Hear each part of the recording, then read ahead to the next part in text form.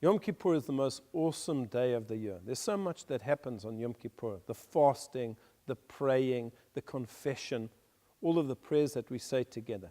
And it's fascinating that the very first law mentioned in the Talmud to do with Yom Kippur is the fact that they would separate the Kohen Gadol. They would take him away from his family, away from his home, for 7 days before Yom Kippur.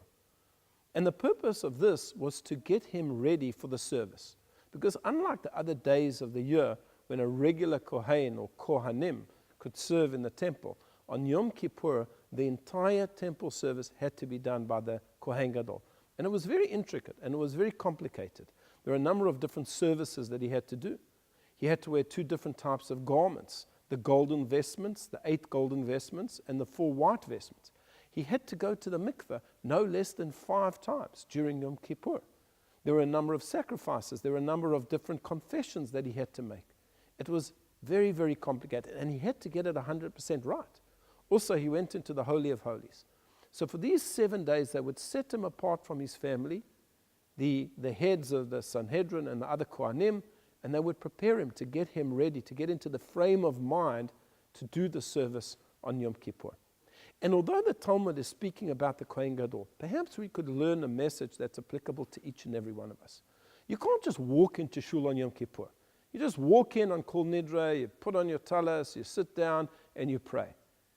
Yom Kippur doesn't happen like that. There has to be preparation. You've got to prepare yourself. You've got to do something before Yom Kippur comes.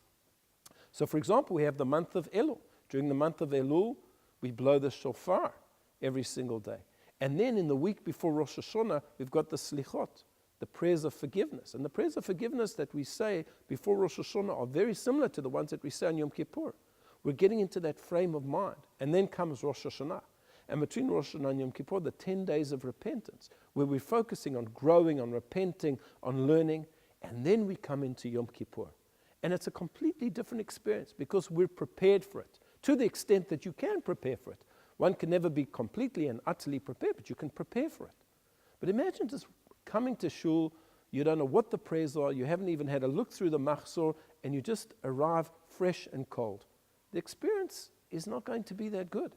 It's not going to be that meaningful because you're not adequately prepared. And although this is something that applies to Yom Kippur, I think it applies to each and every aspect of Jewish life. There has to be a sense of preparation. Any mitzvah that you do, that you just suddenly do without any preparation, loses some of its meaning. It doesn't have the same type of import. And therefore you find, for example, there are many mitzvot that in the Siddur, there is a preparatory prayer. Before you put on your talis, you say a preparatory prayer. Before a person sits in the sukkah, there's a prayer that one can say, whether it's in Hebrew, whether it's in English, a language that you understand, to get you into the right way of thinking. This is why I'm about to do this mitzvah, so that it becomes that much more meaningful. If mitzvot are important to us, if living a Jewish life is important, then it's not just about doing the mitzvah, but it's the preparation. Or as one person once said, it's not about Shabbat, it's about Erev Shabbat, it's about Friday. All of the preparation that's done on Shabbat makes Shabbat that much more meaningful.